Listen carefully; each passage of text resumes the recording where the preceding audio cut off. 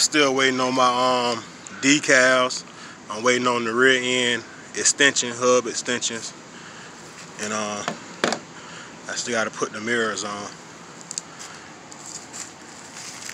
And another question, I put these was the mud flaps that came with my 5SC conversion build I ain't used, so I put on this body here.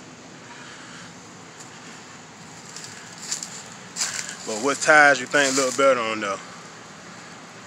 The black ones?